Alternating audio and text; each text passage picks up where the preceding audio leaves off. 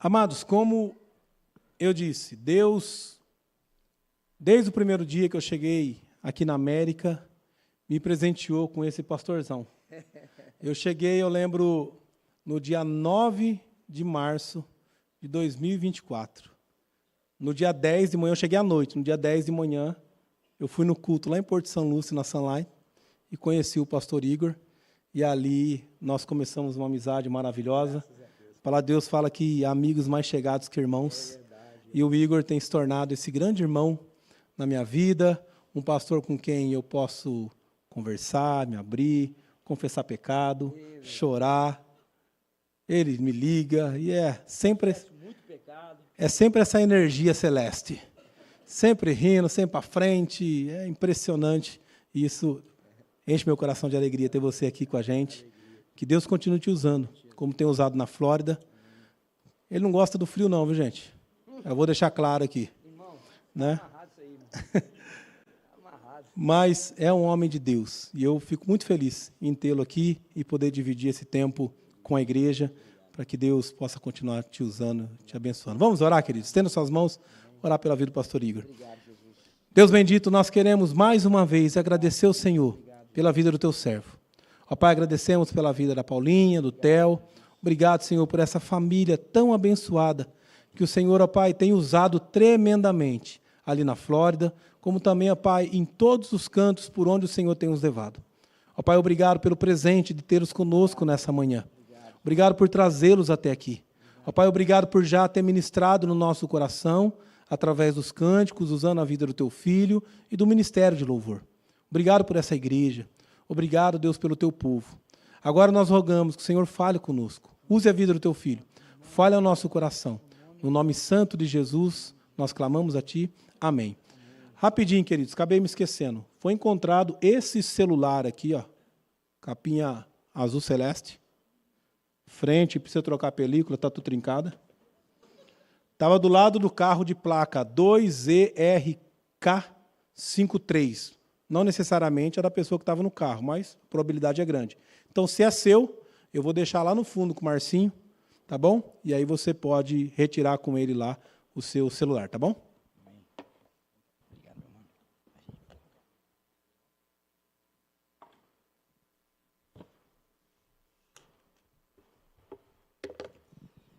Bom dia, queridos, a graça e paz do Senhor Jesus, amém? Quem está feliz aí, dá um glória a Deus. Quem está com o seu coração com fome e sede do Senhor, dê um glória a Deus mais uma vez aí. Coisa boa, queridos, estou muito feliz de poder estar neste lugar, de verdade, acolhido pelo coração dos irmãos aqui, e graças a Deus porque tem irmãos aqui, irmãos, porque por essa neve eu não quero ser acolhido nunca mais, irmãos, no nome de Jesus. Irmãos, tem misericórdia, irmãos, de verdade, ontem eu estava aqui com o pessoal do louvor, eu falei assim, irmãos, vocês são muito mais crentes que a gente da Flórida, mas muito mais. Porque vim para a igreja desse jeito aí, irmão, mas não tem jeito, irmãos. Irmão, vou falar para você, domingo passado, retrasado, irmãos, a gente fez ali, teve sensação de acho que 4 graus, menos 4, né, irmão? Não lembro, foi nessa média aí. Irmãos, pensa na peleja do povo na igreja. O povo foi. Porque eu também estava orando para quem não fosse ser fuzilado pelo fogo do Senhor. Mas assim, irmãos, mas de verdade assim, o povo foi. Mas, irmão, pensa num negócio que é diferente, é a unção que vocês têm aqui para vir no culto com neve. Então, que Deus continue fortalecendo essa igreja, que essa igreja continue florescendo, crescendo. Irmãos, eu comecei a ver, falei, não para de chegar a gente. Jesus não para de chegar a gente, a minha fé não é igual a deles. Senhor, não para de chegar a gente. Mas, irmãos, de verdade, meu coração se alegra muito. Pastor Wagner e sua família são pessoas muito importantes para a minha vida ministerial, para a minha casa. Foram aqueles que Deus levantou para sustentar a gente, passando por muitas questões, muitas tribulações. Você sabe muito bem como é a chegada de um imigrante aqui nos Estados Unidos, irmãos. A gente vai ficar só com a parte boa de ser provado pela fé, e eu não vou dar os testemunhos aqui, né, os testemunhos. Mas, irmãos, a gente viveu muita loucura celeste mesmo naquele lugar, e Deus usou a vida deles para poder fazer com que a gente ficasse centrado, permanecesse, perseverasse na presença do Senhor. Eu também quero dizer, irmãos, que eu trago o abraço da igreja Sunlight, lá da Flórida, para cada um dos irmãos. A princípio, irmãos, é assim, o nosso coração não estava muito desejando trazer esse abraço para vocês, porque vocês arrancaram, né, algo muito maravilhoso da nossa vida, que era o pastor Wagner e a sua família. Mas, como nós somos um corpo só, irmãos, em Cristo Jesus, então nós estamos amando vocês em Cristo Jesus. Amém, irmãos? Então eu vim aqui contemplar quem é esse povo celestial, né? aleluia, que Deus que acolheu, mas graças a Deus vocês acolheram, e hoje eu posso ouvir muito testemunho daquilo que Deus está fazendo na vida dessa casa, dessa família, através dessa família, no nome de Jesus. De verdade, meu coração se alegra por ver o chamado sendo manifesto através dessa família e dessa casa, e a igreja Sunlight celebra, cara, celebra a vida de vocês, e o fruto daquilo que o Senhor está fazendo na vida dessa igreja, em nome de Jesus. Irmãos, vocês estão percebendo, eu falo devagar, então segura a onda aí, eu estou vendo que tem um irmão na tradução lá, que Deus abençoe a vida dele, em nome de Jesus, que uma unção, não sei, alcance ele, irmão, um super-herói rápido aí, te pegue, mas assim, obrigado pela sua disposição. Eu acredito que no final do culto você não vai querer mais me ver, nem falar comigo, mas já o Espírito Santo abençoe a sua vida aí. Quero também agradecer, Rodrigo, poder reencontrá-lo, vê-lo aqui, que Deus continue fortalecendo a sua vida. À noite estaremos juntos, vivendo a palavra do Senhor naquele lugar.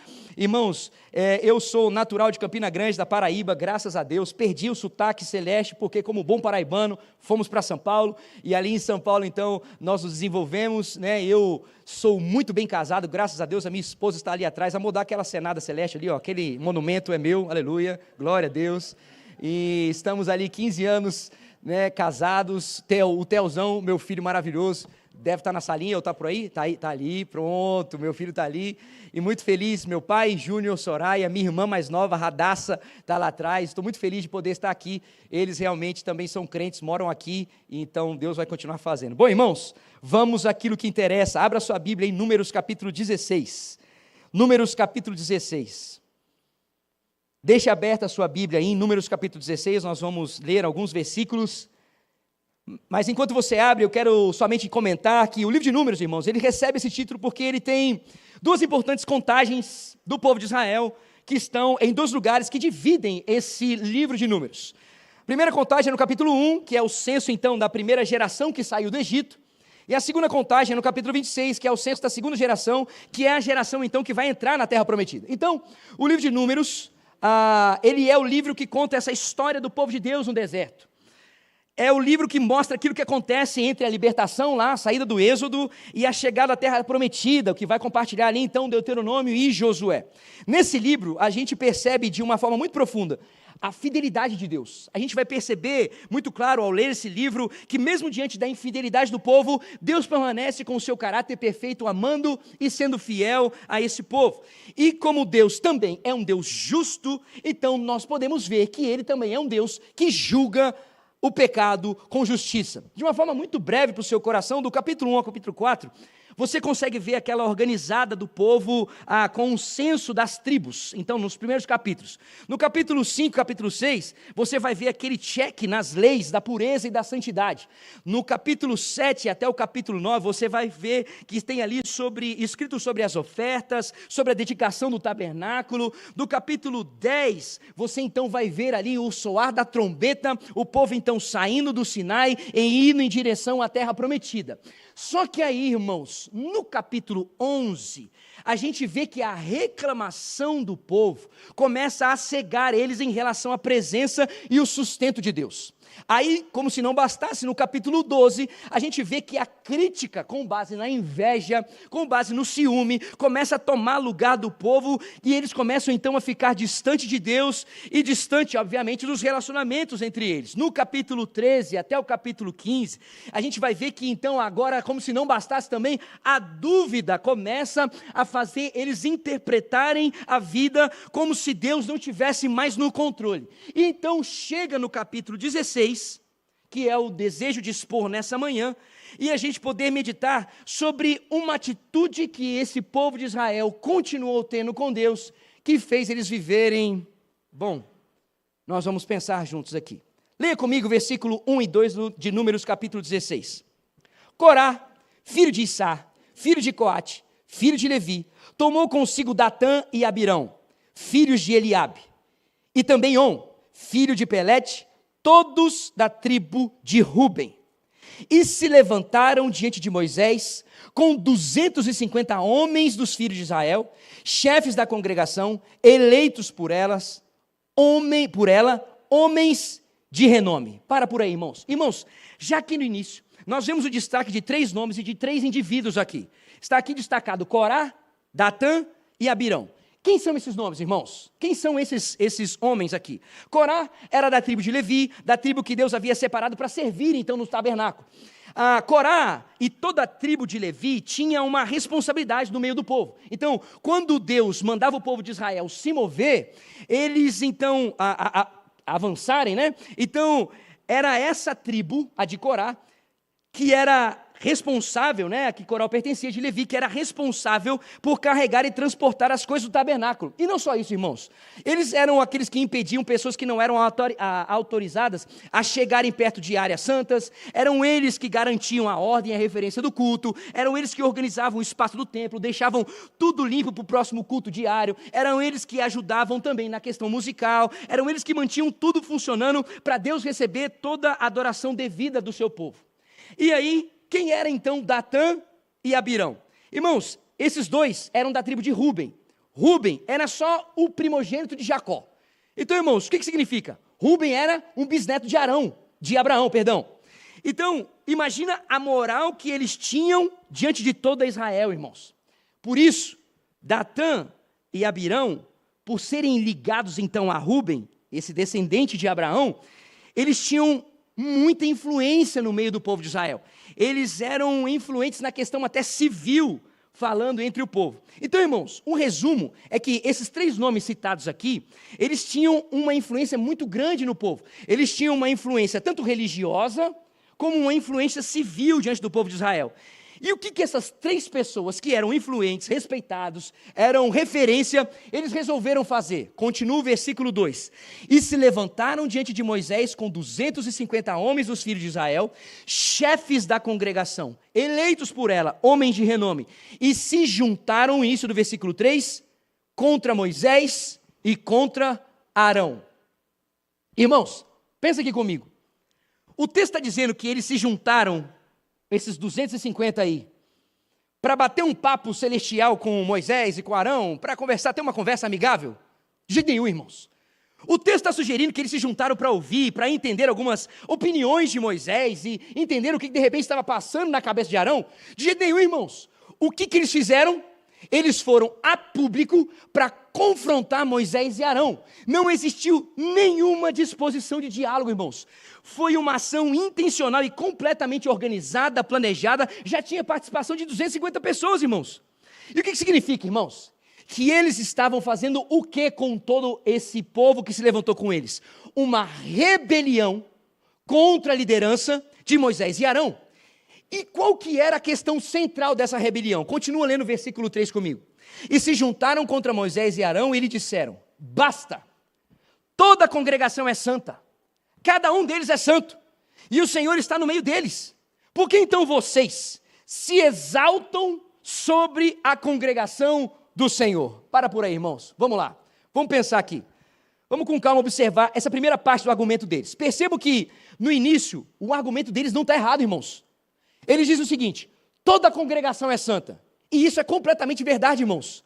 Deus havia falado isso lá em Êxodo capítulo 19, versículo 6. Ele falou: vocês serão para mim reino de sacerdotes e nação santa. Tem mais, irmãos. Também eles disseram: o Senhor está no meio do povo. E isso era pura verdade, irmãos, porque lá em Êxodo capítulo 25, versículo 8, Deus falou: e me farão um santuário para que eu habite no meio deles. Ou seja, irmãos, a premissa deles inicialmente está corretíssima. E onde que está o problema aqui, então, irmãos? Eles usaram essas verdades de Deus para chegar a conclusões que Deus nunca havia dito. Presta atenção, irmãos, o que estava acontecendo aqui? Eles ignoraram que Deus tornar um povo santo não significava que todo mundo tinha a mesma função dentro desse povo santificado. Eles esqueceram que a santidade do povo não eliminava essa questão da liderança que o próprio Deus havia estabelecido para continuar desenvolvendo e gerindo o povo. Eles estavam usando, irmãos, a santidade do povo, essa compreensão da santidade, para rejeitar uma ordem organizacional que Deus criou para o povo, irmãos. Irmãos, vamos aqui. A gente junta aqui. Quem tornou Israel santo? O próprio povo? Deus. Quem decidiu habitar no meio do povo? Deus. E quem foi que escolheu Moisés como líder do povo? Deus. Irmãos, Moisés não escolheu estar nesse cargo, irmãos. Ele não se candidatou, ele não pediu o cargo. A gente sabe muito bem, até lá em Êxodo capítulo 3 e 4, Moisés até tentou recusar isso, irmãos. Arão também não buscou esse sacerdócio, foi Deus que chamou Arão pelo nome. Foi Deus que instituiu a família dele como sacerdote. E o louco, irmãos, é que essas pessoas que estavam se rebelando contra Moisés e contra Arão, eles viram Deus estabelecer Moisés e Arão no meio da jornada deles, irmãos. Lá em Números capítulo 12, até um pouquinho antes desse momento que eles estavam vivendo aqui, quando Miriam se levanta para questionar Moisés, Deus falou para Miriam e para todo o povo: com Moisés eu falo face a face. Por que não tiveram temor de falar contra o meu servo? Irmãos, o que significa que esse povo que estava se levantando aqui estava fazendo? Eles não estavam apenas desafiando Moisés e Arão, irmãos. Eles estavam simplesmente tentando lutar por uma justiça. Irmãos, eles estavam claramente contestando a vontade de Deus. Eles estavam rejeitando a ordem de Deus, a instrução de Deus, a palavra de Deus. E o que aconteceu com eles, irmãos? A gente pode perceber claramente que a consciência deles se afastou daquilo que Deus estava escrevendo. Eles deixaram de enxergar a história pela perspectiva de Deus. O que estava acontecendo aqui, irmãos? A vontade de Deus já não era mais suficiente para eles. Eles queriam outro caminho, eles queriam outra organização, eles queriam outro tipo de serviço, outro tipo de culto. O que estava acontecendo aqui, irmãos? A direção de Deus já não era mais suficiente para eles, irmãos. Eles que queriam dizer agora como servir, quem deveria liderar, como deveria liderar e como deveria cultuar, irmãos. Que lição a gente já consegue tirar logo de perceber isso aqui, irmãos? Que quando a consciência se afasta de Deus, a gente começa a desejar reinterpretar tudo aquilo que Deus já havia definido claramente. Um coração em rebeldia faz hoje a mesma coisa que Corá fez. Pega uma verdade parcial, distorce para justificar o seu próprio caminho, a própria vontade e aquilo que deseja fazer e como deseja seguir. Um exemplo cotidiano. Gênesis capítulo 1, versículo 27, a gente vê o quê? Que Deus diz que Deus criou duas categorias biológicas e ontológicas. Homem e... Os dois, biblicamente falando, são igualmente dignos, igualmente valiosos, igualmente à imagem de Deus, mas não são iguais em função e identidade. Ok, irmãos? E o que a consciência que se rebela contra Deus diz sobre isso? Por que só existe homem e mulher? Cada um se define como quiser. Gênero, tem que prestar atenção, é uma construção social. Ou seja, irmãos, exatamente como Corá fez. Usam uma verdade, todos têm dignidade, para negar uma ordem de Deus. Deus definiu homem e mulher. No casamento, irmãos, o que foi que Deus estabeleceu? Que o homem segura aí, hein, machaiada, uma liderança sacrificial, é amor que se entrega, no nome de Jesus, e tem responsabilidade espiritual sobre a casa. Está lá, Efésios capítulo 5, 1 Coríntios capítulo 11. E que a mulher é o quê, irmãs? Aquele auxílio sábio, aquela parceria ativa, e segue uma submissão voluntária e não forçada, como diz na Efésios capítulo 5 e também em Gênesis capítulo 2. Irmãos, o que o texto mostra para nós? Que ambos são igualmente necessários, ambos têm o quê? Dignidade igual, mas as funções dadas por Deus para cada um são diferentes, irmãos. Agora, o que uma consciência que se rebela contra Deus diz? Não existe papel diferente no casamento, não. Submissão é opressão. Olha aí, ó. Olha como a Bíblia é machista, hein? Irmãos, observe uma coisa. Assim como Corá questionou Moisés e Arão, a cultura também questiona os papéis que Deus instituiu, irmãos. A cultura começa a dizer aquilo que é justo e injusto, quando na verdade os papéis eles são santos e são perfeitos. Sobre a vida humana, irmãos, o que Deus estabeleceu? A gente vê lá em Salmo 139, em toda a constituição humana, lá em Gênesis capítulo 1, irmãos, Deus é o autor da vida. É Deus que define o propósito, o valor e a dignidade da vida. O nosso corpo, ele pertence a quem, irmãos? Pertence a Deus, 1 Coríntios capítulo 6. Nós somos então o que desse corpo aqui? Mordomos de Deus com esse corpo. Nós não somos donos. Agora, o que uma consciência que se rebela contra Deus diz? Meu corpo, minhas? A vida é minha, eu faço o que eu quiser. Eu decido quando começa e quando termina a vida. Irmãos, assim como os rebeldes rejeitaram a liderança de Deus, a cultura rejeita a soberania de Deus sobre a vida humana, irmãos.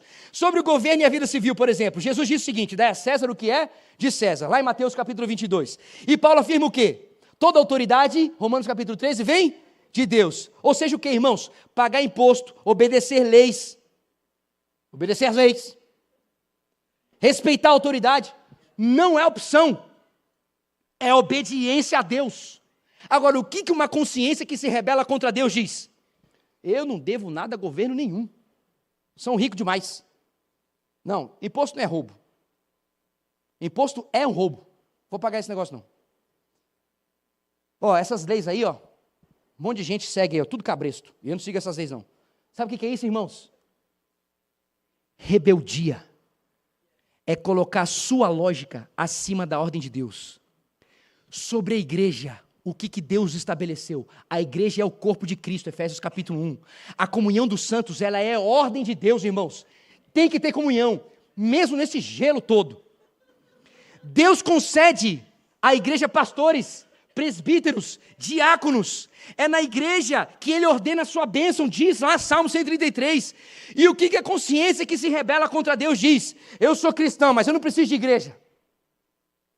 Ninguém manda em mim, na minha espiritualidade.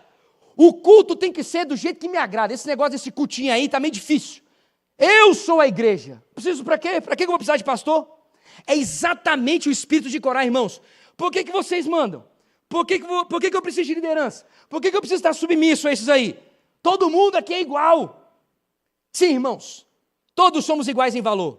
Mas nós não somos iguais em função, irmãos. A graça não destrói a ordem de Deus. A graça confirma a ordem que Deus estabeleceu, irmãos.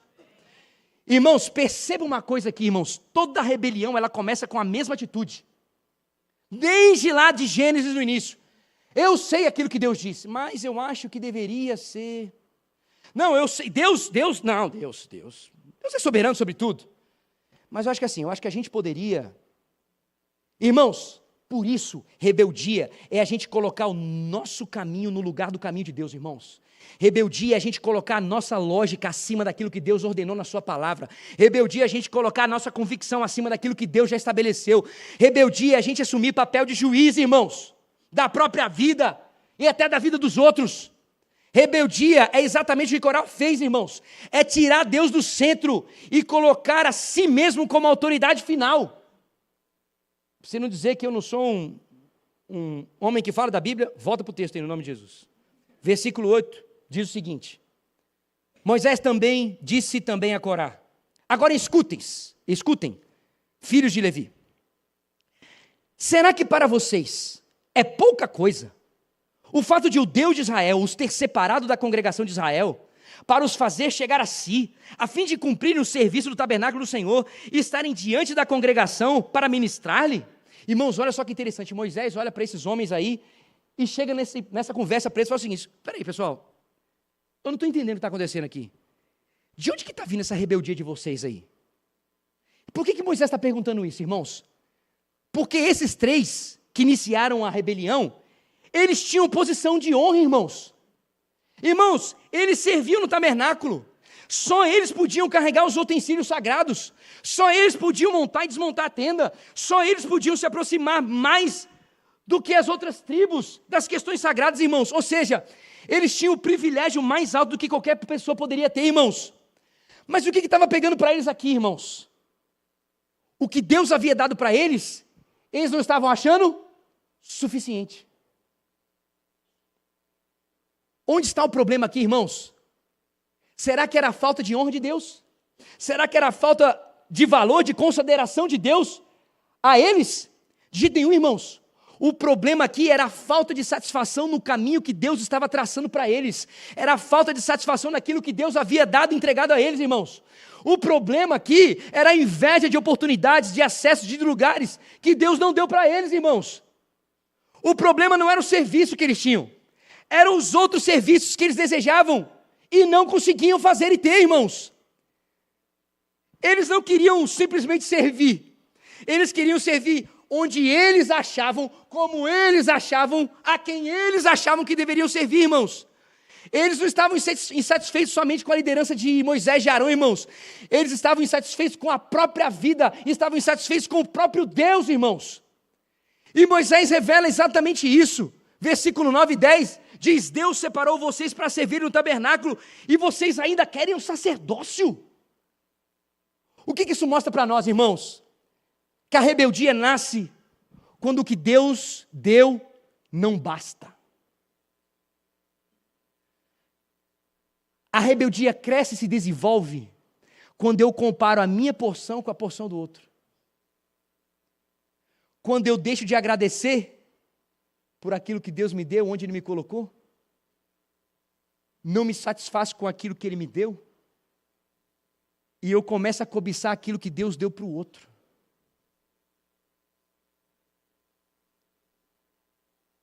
Ah, se meu marido cuidasse das coisas igual esse cara aqui do Instagram que eu vejo.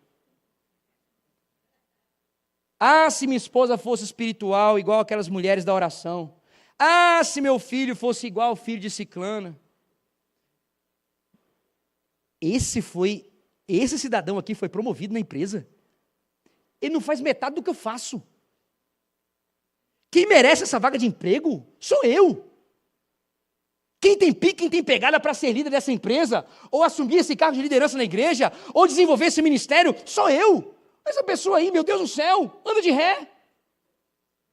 Irmãos, a rebeldia nasce quando o coração deixa de adorar e começa a comparar, irmãos. A rebeldia começa com uma satisfação pequena, com um pensamento do tipo assim: poxa, trabalho tanto, hein? Eu acho que eu merecia pelo menos um pouquinho mais, né? Irmãos, a rebeldia começa com uma comparação que começa a virar frustração, com uma frustração que começa a virar crítica, com uma crítica que começa a virar dúvida, com uma dúvida que começa a ser alimentada pelo coração enganoso e vira rebelião. Essa foi a história do povo de Israel, irmãos, no Egito, no caminho do deserto. E como Corá, a gente chega a dizer: o que Deus me deu, se Deus tivesse me dado aquilo lá, quem sabe eu...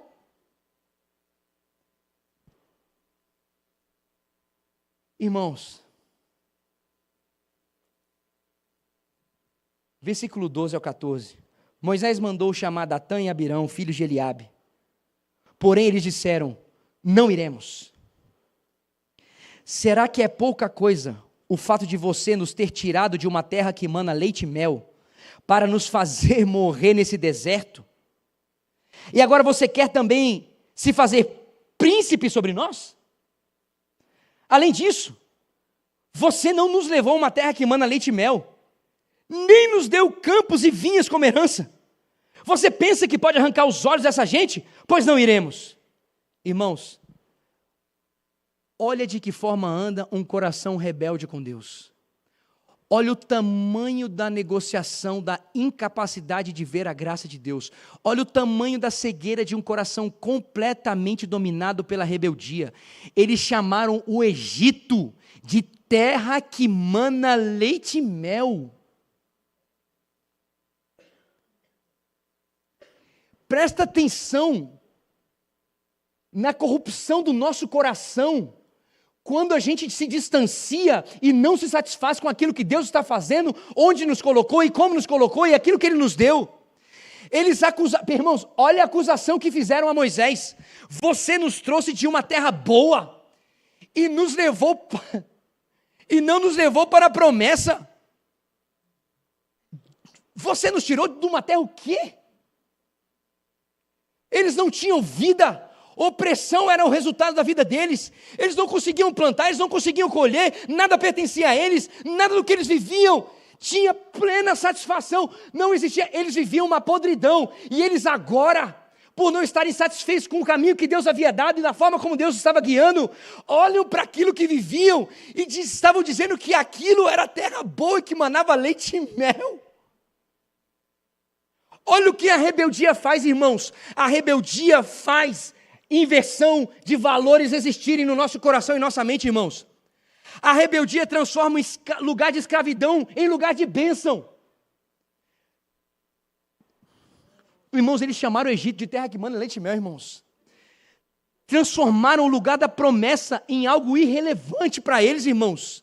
É isso que a rebeldia faz, irmãos. Um coração que não se agrada com a direção e o caminho de Deus, transforma o tratamento de Deus em castigo e a promessa de Deus em algo distante e irrelevante. Ah, eu era mais feliz no Brasil, viu? Na boa. Aqui é só luta, só trabalho, saudade. Por que eu vim para esse lugar? Ó, pastor, vou ser sincero para você, viu? Antes de priorizar Deus, eu ganhava mais. Ah, ganhava. Agora que eu estou firme aqui, as portas tudo se fechando. Foi só começar a orar, pastor. Eu comecei a orar, bagaceira começou a acontecer. Se eu não tivesse colocado Deus em primeiro lugar, eu vou dizer uma coisa para você, pastor. Eu acho que eu estaria rico, viu? Ah, eu estaria rico. E até ajudaria a igreja. Antes de casar, eu era feliz, hein? Agora, Jesus amado. Está amarrado os irmãos tudinho aí. Pastor, Deus tragou minha vida. Se Deus não tivesse deixado eu casar, eu tinha te ajudado mais, hein? A gente ri, irmãos. Porque isso testifica a rebelião do nosso coração de verdade.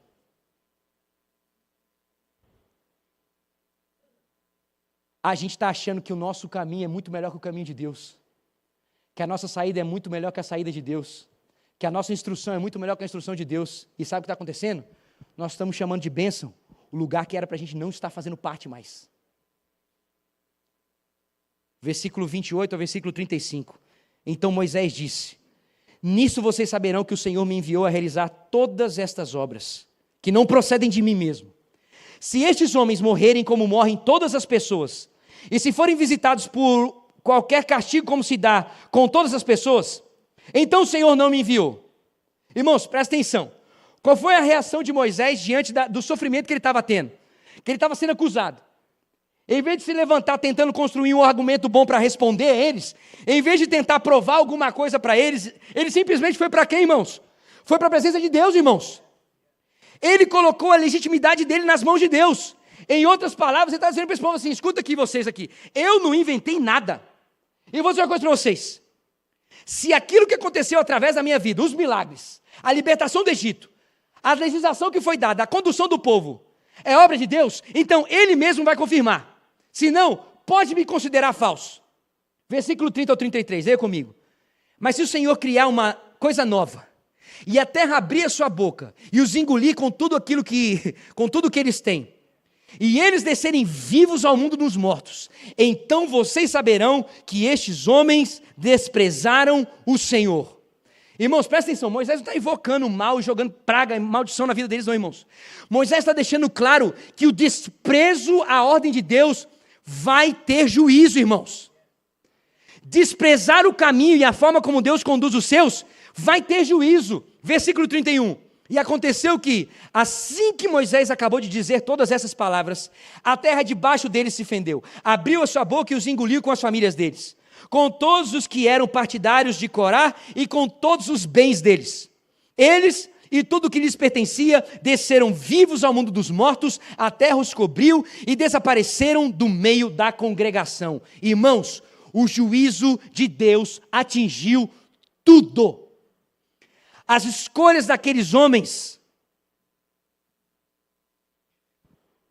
todas as pessoas que foram influenciadas e concordaram com os argumentos deles, tudo foi atingido e sucumbido.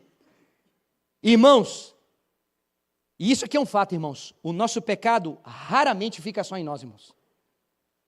Por que eu estou dizendo isso? Porque a gente sempre procura alguém que vai respaldar o nosso pecado. Porque o nosso coração corrompido sempre está disposto a procurar alguém que vai tentar concordar com a minha forma de pensar, que pode estar abraçada com a minha rebelião com Deus. Irmãos, é certeza. Certeza, raramente o nosso coração vai querer encontrar alguém para confrontar a nossa decisão. Fala a verdade, irmãos. Quando você se acha justo e digno de pensar no que está pensando, e nem analisou isso biblicamente falando, primeira coisa que vem na sua cabeça é mandar mensagem para alguém que vai ler a sua declaração e vai dizer assim: nossa, por que isso vai acontecer com você? Pelo amor de Deus. Sai desse lugar. Pelo amor de Deus. Que injustiça, que. O nosso coração sempre está buscando pessoas para endossarem o nosso pensamento de rebelião com Deus. Porque o nosso coração é enganoso. Porque o nosso coração é corrompido. Porque a nossa consciência é caída. Versículo 34 e 35. Todo Israel que estava ao redor deles fugiu do grito deles. Todos gritavam: vamos fugir, para que a terra não venha nos engolir também. E aí a esses o que aconteceu? Versículo 35. Então veio o fogo do Senhor e consumiu os 250 homens que ofereciam o incenso. Irmãos, dois julgamentos diferentes e perfeitamente compatíveis à rebelião de cada grupo. A tribo que queria tomar o sacerdócio e oferecer incenso como Arão foi consumido pelo fogo. E a tribo que queria subir de posição, de influência, foram tragados pela terra. Fique de pé no seu lugar, irmãos, por favor.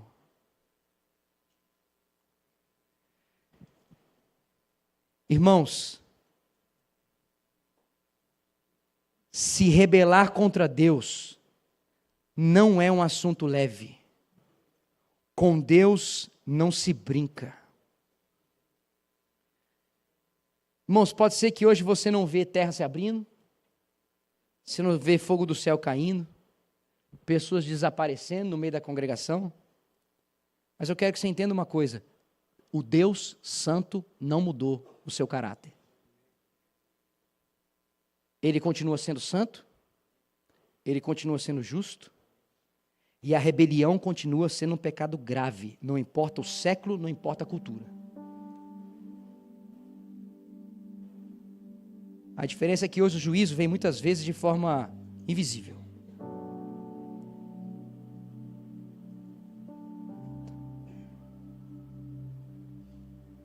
Talvez, hoje,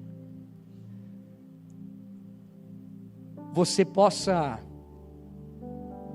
se identificar com aquilo que estava, a região que esse povo estava no deserto. Quem sabe essa pode ser uma questão que você está vivendo hoje. E eu vou dizer uma coisa para vocês, irmãos. E tem gente que continua no deserto porque a reclamação não sai da boca. Tem gente que continua no deserto porque a crítica não sai da boca.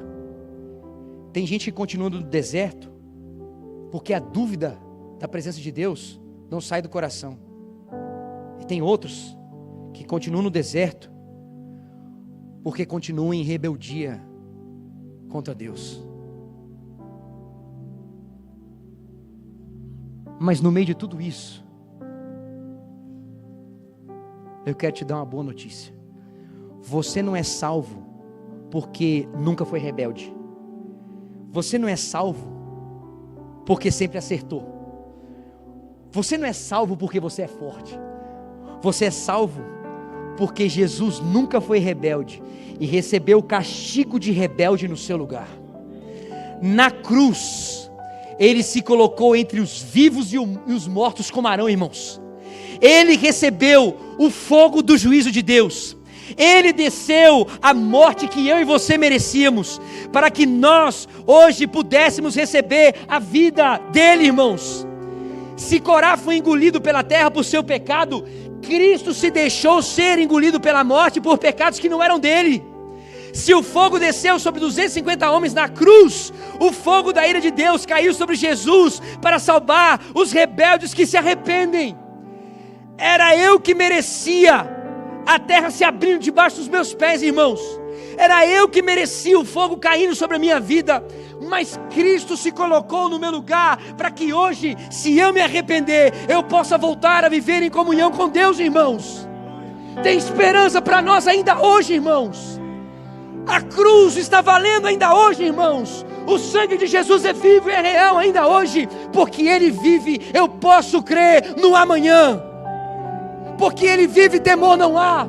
Mas eu sei que a minha vida está nas mãos do meu Senhor, que vivo está.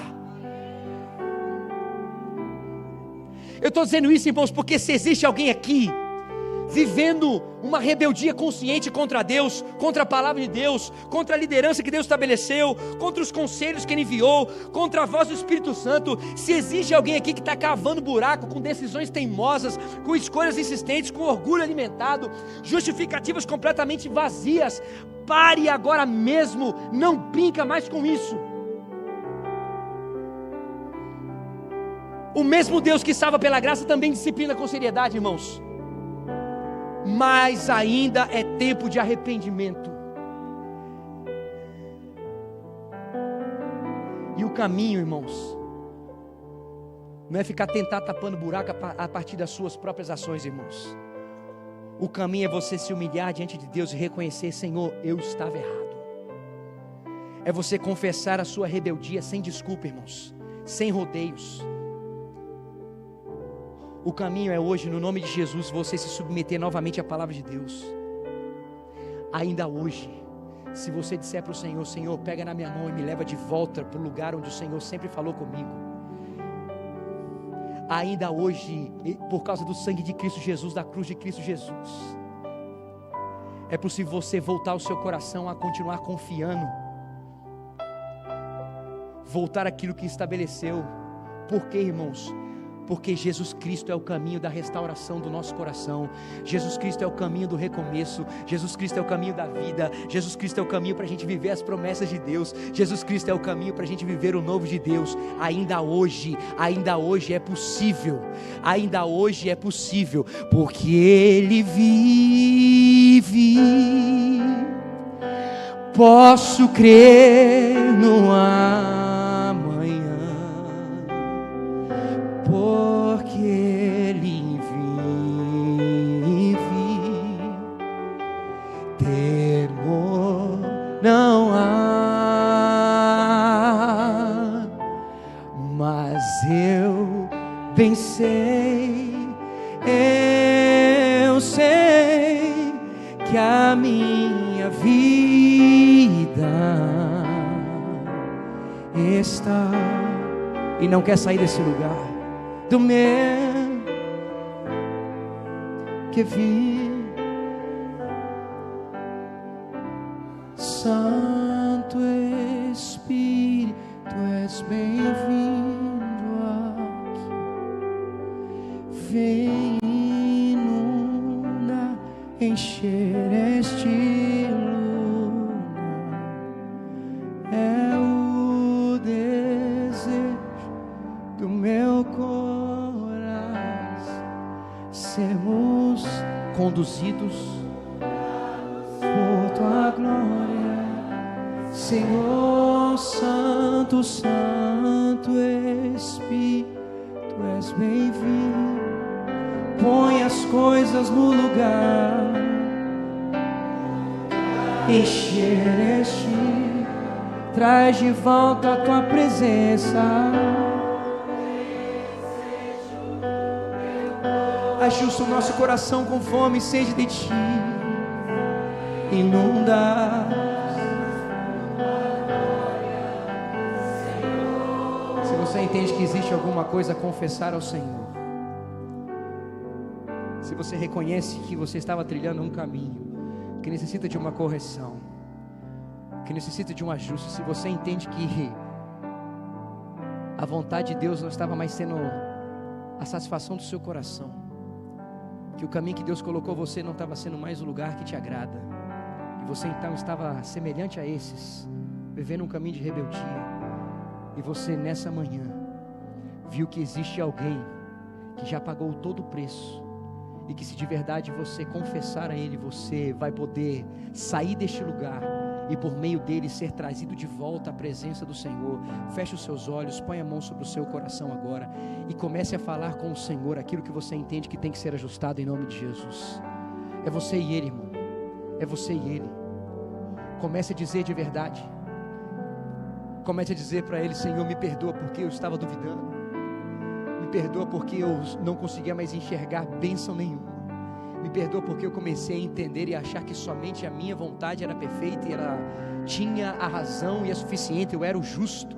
Senhor, nos perdoa aqui, Senhor. Pai, se o Senhor nos trouxe essa palavra neste lugar, é porque existem correções que são necessárias serem feitas aqui, Deus, e a começar em mim, Pai, eu clamo, ajusta, Deus, pega o meu coração e a minha mente aqui, Deus, e põe de volta ao lugar de permanecer confiando e me entregando e pagando o preço, Senhor. Doa o que tiver que doer, Senhor. Ó Pai, que o meu orgulho e a minha vaidade, Senhor, possam estar sucumbidas ao anseio da Tua presença, e que verdadeiramente, Senhor, o meu coração encontre satisfação simplesmente pelo fato de pertencer a Ti. Senhor, que por causa do Teu sangue na cruz, eu possa, Senhor, voltar a ter meu coração queimando por aquilo que o Senhor me deu, pelos dons que o Senhor deu e derramou, e também me alegrando por aquilo que o Senhor fez com os outros irmãos, e não desejando o lugar dos outros irmãos, mas simplesmente satisfeito por aquilo que o Senhor está fazendo. Senhor, obrigado, porque essa palavra mais uma vez sinaliza o Teu amor, porque o Senhor corrige aqueles a quem o Senhor ama.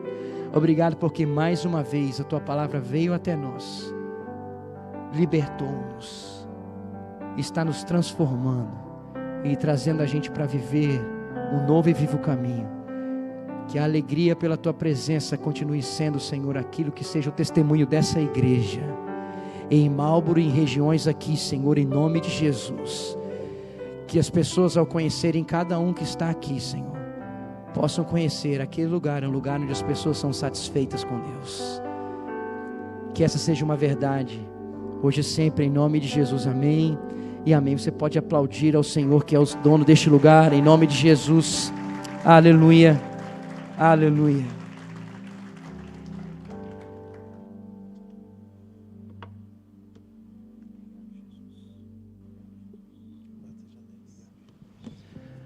Amém, queridos. Maravilha. Como é bom poder ouvir a voz do Senhor.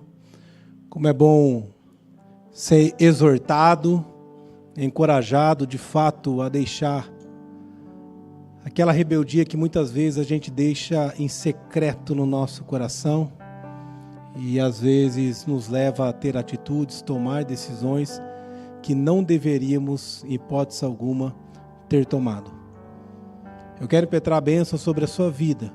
E meu desejo é que você saia daqui nessa manhã, de fato, com o coração vibrante. Não apenas pensando, puxa vida, eu sou um rebelde. Mas saia daqui por essa porta agradecendo, obrigado. Porque a minha rebeldia encontrou graça em Cristo Jesus. Eu sou uma nova criatura. Eu sou um servo de Deus. Amém? Receba a bênção do Senhor. E agora, amada igreja, que a graça e a paz do Senhor Jesus, que o amor incondicional de nosso eterno Deus e Pai, que a comunhão e as consolações do Teu Santo Espírito esteja convosco, hoje e para todos sempre.